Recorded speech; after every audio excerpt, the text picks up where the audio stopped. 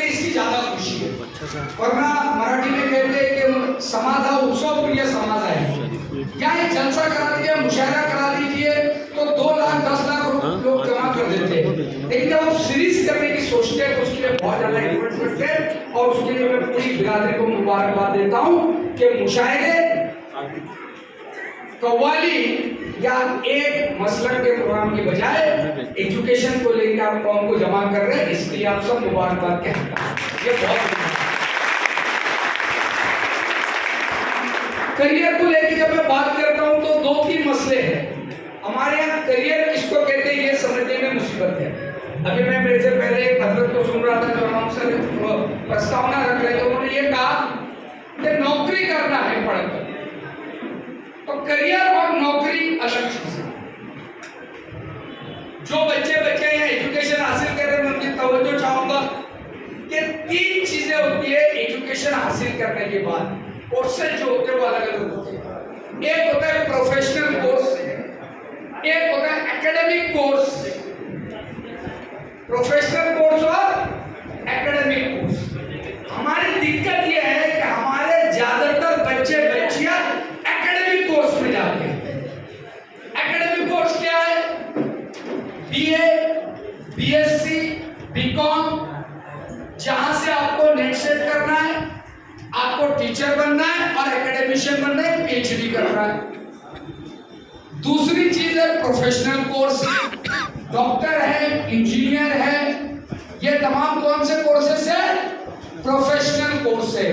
मतलब ये डिग्री लेने के बाद मैं अपना प्रोफेशन कायम कर सकता हूं, मैं अपने आप के पैरों पर खड़ा हो सकता हूं। अब 2-3 चीजों को आप यहां समझ लीजिए। हमारे यहाँ नौकरी पाना सभी चाहते हैं। हमारे यहाँ शौकत सर भी हो, इसमें ज्यादा रोशनी डालेंगे। नौकरी सब चाहते हैं, लेकिन मैं अगर पूछूं कि भैया नौकरी हासिल करने के लिए क्या करना है, उसका नॉलेज कितना है, कब फॉर्म निकलते, डॉक्यूमेंट्स क्या तैयार करना है, क्या कोशिशें हम कर रहे हैं उसके लिए, अगर ये मसले में आ जाए। लेकिन हमारी कौम का मसला ये है कि सब बातें बहुत करेंगे, 3-4 बातें बहुत आसान है, नौकरी नहीं है, नौकरी नहीं है। अरे बहुत भेदभाव हो रहा, माहौल देख रहे हैं तुम क्या चल रहा। अच्छा, ये बोलने वाले ने एक भी एप्लीकेशन नहीं भरा होता है, ये चर्चा करने वाले ने खुद कभी कोशिश नहीं की होती है, क्योंकि जिसने कोशिश की है वो इन बातों को जानता है कि ये सारी बातें गलत हैं। भड़गांव के मुस्तफा मिर्जा है, 12वीं पास लड़का, 1 साल में पुलिस भर्ती होता है, 3 साल के अंदर एमपीएससी निकलता है, 3 साल बाद फिर एमपीएससी देता है और आज वो पीएसआई है। पीएसआई बनने के बाद डबल एमए है, पीएचडी है, नेट सेट तैयार कर रहा है। जिसको करना है उसके लिए बहुत रास्ते हैं। हमारे एरंडोल के सईद सैयद करके एक सैयद बाड़े का लड़का है, नेवी के अंदर ऑफिसर है, नेवी के अंदर ऑफिसर है विशाखापट्टनम में, किसी को नहीं पता है। मैं आपको बहुत छोटी बात कर रहा हूँ कि जो बच्चे यहाँ पढ़ रहे हैं, पहले दिमागों से ब्लॉकेज निकालो। तुम्हारी और मेरी हालत क्या, मैं एक लाइन में आपको बता देता हूँ और फिर मैं कोर्सेज बताऊंगा।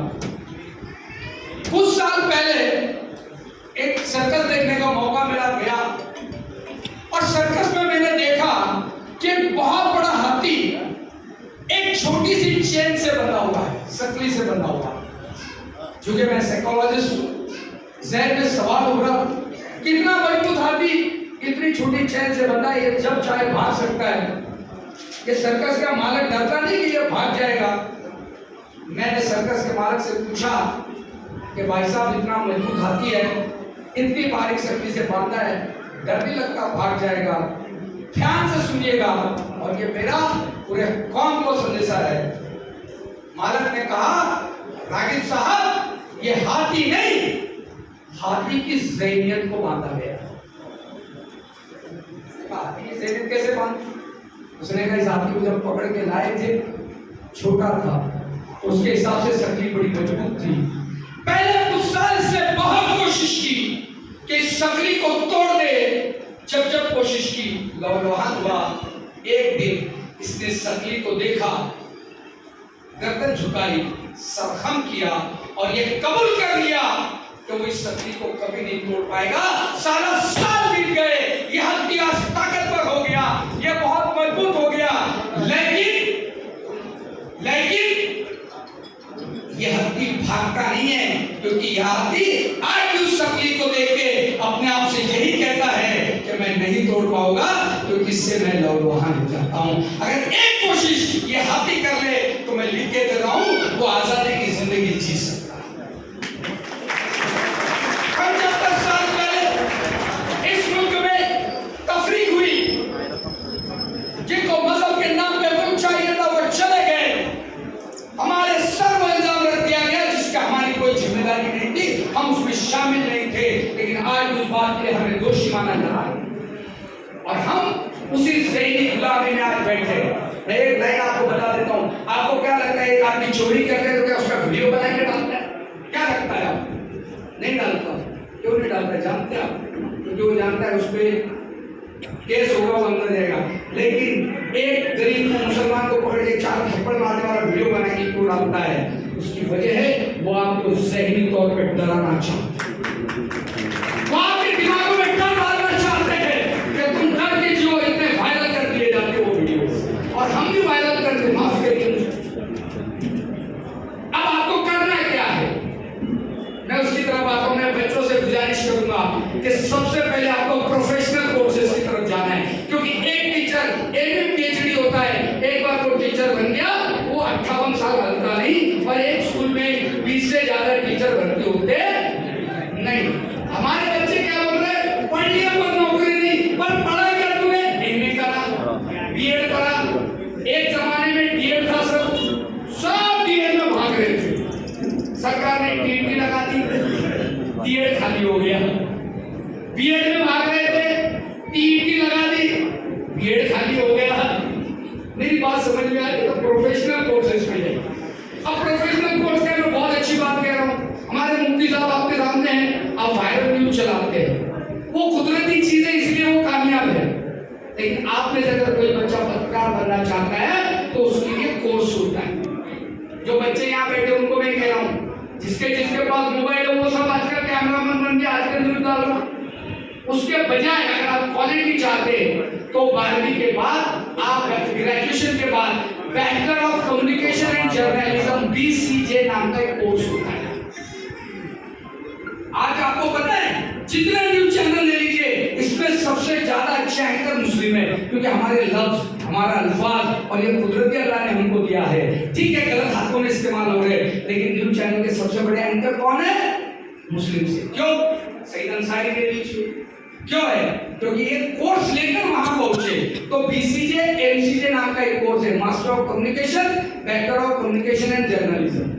दूसरा एक कोर्स बता दो, सोशल वर्क करना चाहते हैं, हमारे यहाँ सोचते सोशल वर्कर है, सोशल वर्कर है।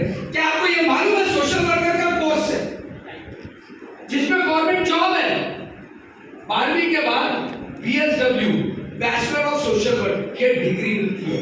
MSW master of social work, यानी आप प्रोफेशनल सोशल वर्कर बनते। फिर आप बोलेंगे रागिब भाई बिना पढ़े लिखे भी सोशल वर्कर तो डिग्री लेने की क्या जरूरत नहीं। ये जो बड़े बड़े इंटरनेशनल फंडिंग प्रोजेक्ट चलते हैं, जो सर्वे चलते हैं, जो रिसर्च चलता है, ये वो MSW लोग करते हैं। यूनाइटेड नेशन प्रोजेक्ट करता है, ये जो बड़ी बड़ी स्कीमें चलती है, गवर्नमेंट के हॉस्टल है, गवर्नमेंट के रिमांड होम है, यहाँ पे जो लोग लगते हैं ये सीधे MSW और BSW होते हैं। कितने लोग जाते हैं हमारे BSW MSW में? कितने लोग जा रहे हैं हमारे जर्नलिज्म में? सबसे अच्छी चीज, मुसलमानों का सबसे अच्छा प्रोफेशन होटल है, हमारे एरिया में नहीं है। हर 2 फुट के ऊपर एक होटल। सबसे अच्छा खाने का कौन बनाता? अरे कौन बनाता? हम बना रहे मियाँ भाई, है ना? मियाँ भाई खा रहा और खिला रहा, 2 काम कर रहा हो, खा रहा और खिला रहा। अब भैया खा रहा वो चालू हो जाता। मैं आपको बता रहा हूँ, होटल मैनेजमेंट नाम का एक कोर्स है। 12वीं के बाद जैसे JEE का एग्जाम होता है, जैसे नीट का एग्जाम होता है, वैसे नेशनल लेवल का होटल मैनेजमेंट का एग्जाम होता है, जिसमें अगर आप पास होते हैं तो आप इंडिया के टॉप कॉलेज में होटल मैनेजमेंट का कोर्स करते हैं। मैं आपको उदाहरण इसलिए फख्र से कह रहा हूँ, अल्हम्दुलिल्लाह मेरे बेटे को मैं पिछले प्रोग्राम में बोला था, वो बात फिर दोहरा देता हूँ। हमारे 12वीं के बाद बच्चे दो ही काम कर रहे हैं। 90% बच्चे, कोई भी लड़की को पूछो, लड़के को पूछो, क्या कर रहा? नीट कर रहा। क्या कर रहा? नीट कर रहा। तो मैं अक्सर लोगों को पूछता, बच्चों को, तू नीट कर रहा या माँ बाप को नीट कर रहा है, ये समझा दे पहले। तू नीट कर रहा है, माँ बाप को नीट कर रहा है, जिसको देखो वो कितना मार्क मिले, 2 साल बाद 48, 45। तो भाई साहब किसको जाना चाहिए, इसकी भी लेवल हो। मैं इसलिए उदाहरण से दे रहा हूँ कि मेरे बेटे को मैंने पूछा था 10वीं के बाद, बेटा नीट या जेडब्ल्यू, क्योंकि लाख बातें कर रहा हूँ लेकिन जहन तो वही आएगा, क्योंकि मैं डॉक्टर हूँ। तो मेरा बेटा कौन मांगना चाहिए? डॉक्टर। तो मैं बोला बेटा क्या बनेगा, क्या करना है, अभी क्लास वगैरह? बोले नहीं, अब होटल मैनेजमेंट करना है। बोला देख, जिंदगी तेरी है, फैसला तेरा है। आप यकीन नहीं मानेंगे, जो जवान बच्चे उनको मैं कह रहा हूँ, जो नौकरी की बात है ना, नौकरियां नहीं मिल रही। अल्हम्दुलिल्लाह हैदराबाद से national hotel management central government के एग्जाम क्रैक करने के बाद, जैसे नीट आप लोग देते हैं, वो क्रैक करने के बाद हैदराबाद के इंडिया के 3rd रैंक वाले में उसका नंबर लगा। 3 साल कोर्स करने के पहले, 6 महीने पहले रिजल्ट, एग्जाम के 6 महीने पहले, मैं गारंटी से कह रहा हूँ, एग्जाम के 3 महीने पहले होटल आई, इंटरव्यू लिया, मेरे बेटे को लेटर दिया और वापस चले गए। मेरा बेटा एग्जाम देके छुट्टियों में आया, आराम किया। बोला बेटा क्या है? बोला अपने पास नौकरी है। आज वो गोवा के अंदर, साउथ गोवा में मैनेजमेंट ट्रेनिंग करके काम कर रहा है। उसको कंपनी की तरफ से फ्लैट है, होटल की तरफ से गाड़ी है। ग्रेजुएशन भी नहीं हुआ था। मैं इसलिए तारीफ नहीं करता कि मेरा बेटा, मैं जानता हूँ यहाँ बैठे बच्चे भी अगर खुद को होटल करना चाहते हैं, 2 साल वो 3 साल नौकरी करेगा, उसके बाद इंशाल्लाह कोई भी 5 स्टार होटल में वो आज अपना खुद का भी कर सकता है या डाल सकता है। कहने का मतलब ये कि आप जो करिए उसका एजुकेशन हासिल करिए। मैं इतना कहना चाहता हूँ। कंप्यूटर करना है, कंप्यूटर करना है, करिए आप इंजीनियरिंग कंप्यूटर साइंस में। एआई, आर्टिफिशियल इंटेलिजेंस आज सबसे डेवलप चीज है, आने वाला जमाना उसका रहने वाला है। तो आप रिवायती जो चीजें ना, देखिए एक बात आज मैं आपको बोलता हूँ, आप चाहो ना चाहो चेंज होने वाला है, चेंज हो रहा है। आप चाहोगे तो भी चेंज होगा और आप नहीं चाहोगे तो भी चेंज होने वाला है। तो अगर पूरी दुनिया बदलेगी तो तुम्हें भी तुम्हारे थोड़े से एजुकेशन के अप्रोच बदलना पड़ेंगे। अगर मैं बोलना एमए करना है, बीए करना है, और हमारे इंस्टीट्यूट में क्या बन रहे थे? बीएड, बीयूएमएस, और अब वो तो जा रहे तो फार्मेसी के अंदर जा रहे। कहां से लाएंगे? अब सैचुरेशन हो रहा है मार्केट। तो जो मार्केट खुला है, जहां पे अपॉर्चुनिटी बहुत है, आप ऐसी जगह अपने आप को ले जाइए और देखिए। मैं अक्सर लोगों से कहता हूँ कि अगर जिंदगी को अलग बनाना है तो भीड़ के अलावा सोचना शुरू करना पड़ेगा। कुछ अलग सोच बनानी। और आखिरी बात कह के अपनी बात खत्म कर रहा हूँ, वालिदैन को भी अपनी प्रवृत्ति बदलना चाहिए। सबसे बड़ी बात, थोड़ा सा वालिदैन भी अपने आप को देखिए। अक्सर याद रखिए, जो नेगेटिव बातें हम करते हैं, जो घर में बातें होती है, जो समाज में, जो व्हाट्सएप पे बातें होती है, इसका असर होता है। मैं 2 उदाहरण देके बात करता हूँ कि कितना असर होता है।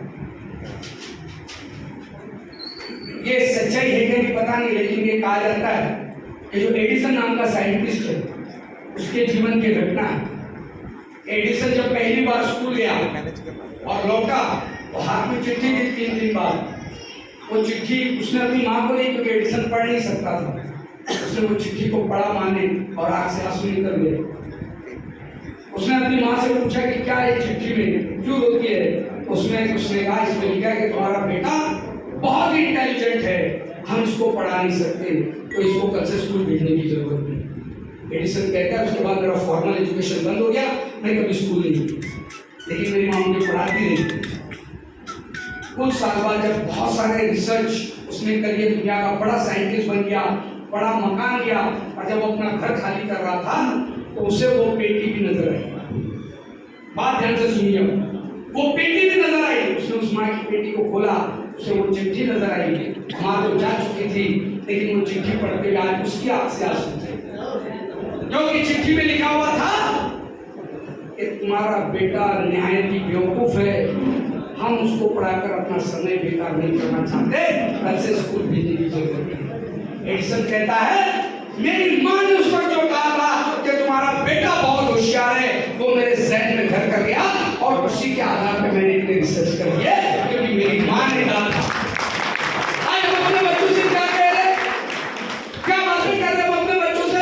मैं यहाँ वालिदैन बैठे से पूछता हूँ, आप ये तो शिकायत कर रहे हैं कि आपके बच्चे रात दिन व्हाट्सएप पे है, आप ये तो शिकायत कर रहे हैं कि रात दिन आपके बच्चे मोबाइल में, लेकिन मैं आपसे पूछता हूँ आप कितना टाइम मोबाइल में है? मैं आपसे पूछता हूँ आप बच्चों से बैठ के कितनी बात कर पा रहे हैं? कितने वालिदैन बात कर पा रहे हैं अपने बच्चों से कि बेटा तेरे करियर का क्या, कौन सा इंस्टीट्यूट तू लगाना चाहता है, ये मेरे पहचान के तुझसे बात कर? कितने वालिदैन कर रहे हैं? कितने वालिदैन अपने बच्चों को पुष्कर कर रहे हैं? कितने वालिदैन अपने बच्चों को कह रहे हैं कि नहीं मेरा बेटा एक दिन बहुत बड़ा काम करेगा? ये हमारी भी जिम्मेदारी है। और आखिरी बात है कि अपनी बात खत्म कर दे रहा हूँ, जितने प्रोफेशनल कोर्स है अब तक ये गूगल पे जाके सब चीजें, मैं उस पर बहुत वक्त नहीं बिताना चाहता। ज़हनियत कैसे काम करती है, एक बहुत अच्छा नॉवेल है क्राइम एंड पनिशमेंट, उसमें एक केस है कि जहां ग्रेजुएशन का एक लड़का बेवजह सामने रहने वाली एक औरत का कत्ल कर देता है और डिटेक्टिव उस पर इल्जाम उस लड़के को अरेस्ट करता है। किसी को यकीन नहीं होता कि ये लड़का जो कहीं जाता नहीं आता नहीं, किससे ज्यादा बात नहीं करता, पढ़ाई कर रहा, ये औरत का इसका कोई लेन देन नहीं कर कैसे कर दिया। बहुत ध्यान से सुनिएगा, उसको जब इंट्रोगेट किया जाता है तो वो लड़का कहता है, ध्यान से सुनिए ज़हनियत कैसे काम करती है। वो लड़का कहता है कि जब मैं पहली बार हॉस्टल में आया पढ़ने के लिए तो मैंने अपनी खिड़की, जिसने रूम मुझे दिया गया था, खिड़की खोली तो सामने एक झगड़ा चल रहा था। एक बूढ़ी औरत कुछ लोगों से लड़ रही थी। मैंने जब पता किया तो मुझे लगा, मालूम पड़ा कि यह औरत ब्याज का धंधा करती है, ब्याज का पैसा देती है, और जो ब्याज का पैसा नहीं देता ये कुछ गुंडों से उनको पिटवाती है, मारती है। मेरे जहन में पहले उस औरत के बारे में गलत ख्याल आ गया। वो कहता है कि हर हफ्ते 10 दिन में ऐसी घटना होती थी और मेरे दिमाग में बार-बार ये सोच आती थी कि ये गलत है, इस औरत को कोई कुछ क्यों नहीं करता, इस औरत का कत्ल कर देना चाहिए, बस ऐसी दिमाग में आता था। वो लड़का कहता है ग्रेजुएशन के फाइनल ईयर को मेरे पास, अब आपने चिट्ठी उर्दू में दी, भाई साहब मैं मराठी में पढ़ा लिखा हूँ, मराठी में तो खत्म टाइम खत्म हो गया, मुझे पता है वो चिट्ठी होती है। आखिरी लाइन है, वो लड़का कहता है कि फाइनल ईयर ग्रेजुएशन में जब मैं घड़ी गिरवी रखने गया, मेरे पास फी को पैसे नहीं थे, वो औरत अपनी घड़ी अंदर जांच रही थी, मुझे क्या हुआ मुझे नहीं पता, नहीं और मैंने औरत का गला बोल दिया। एक्शन 1 मिनट का था, लेकिन ये एक्शन करने के पहले 3 साल तक ये बात उसके जहन में पीस रही थी। मैं आज बच्चों से और आपसे कहना चाहता हूँ, कोई नेगेटिव बात दिमाग में मत लाइए, अपने आप पे एतमाद कीजिए, और जितने कोर्सेज है जहां आपको लगता है यहाँ शौकत सर है, मेरा नंबर ले लीजिए। आप अगर 12th में, आप 10th में, तो आप बिल्कुल इस चीज के लिए प्रयास कीजिए, हम आपकी मदद के लिए तैयार है। एक छोटी सी कोशिश, आपके हाजी अल्ताफ साहब जो बड़गांव वाले, या हमारे उपाध्यक्ष, हम लोग एक फाउंडेशन चला रहे हैं जलगांव में, और हमारे इमरान भाई और ये लोग भी यहाँ आए, हाफिज साहब, इसाक साहब, स्टडी सेंटर चला रहे हैं जहाँ कॉम्पिटिटिव एग्जाम को बच्चों को तैयार करें। एक ऐलान करके मैं बात खत्म करूँ, 20 बच्चे अल्हम्दुलिल्लाह हमारे पास आज स्टडी सेंटर में पढ़ रहे हैं, सिर्फ 250 रुपये महीना लेते हैं। 2 बच्चे पुलिस, 1 बच्चा पुलिस और एक एसआरपी में हमारा भर्ती हो चुका है, और इंशाल्लाह 3 बच्चे वेटिंग में। बहुत बच्चे, मैं आज आपके बिरादरी के माध्यम से अपील कर रहा हूँ साहब, आप बच्चों को भेजिए, इंशाल्लाह उनका रहने का, खाने का, आप करिए रहने का, और स्टडी सेंटर की जिम्मेदारी हमारा स्टडी सेंटर लेगा। आपका लेटर आएंगे, कोई भी खाकी बिरादरी का बच्चा अगर कॉम्पिटिटिव एग्जाम को जाना चाहता है, पुलिस भर्ती या तमाम, हम इंशाल्लाह उसके साथ है। मुझे बुलाया, इज्जत दी, आप लोगों से बात करने का मौका दिया, इसलिए मैं अल्लाह रब्बुल इज्जत का शुक्रगुजार हूँ, आप लोगों का एहसानमंद हूँ। वाखिर दावाना अनिल हम्दुलिल्लाह।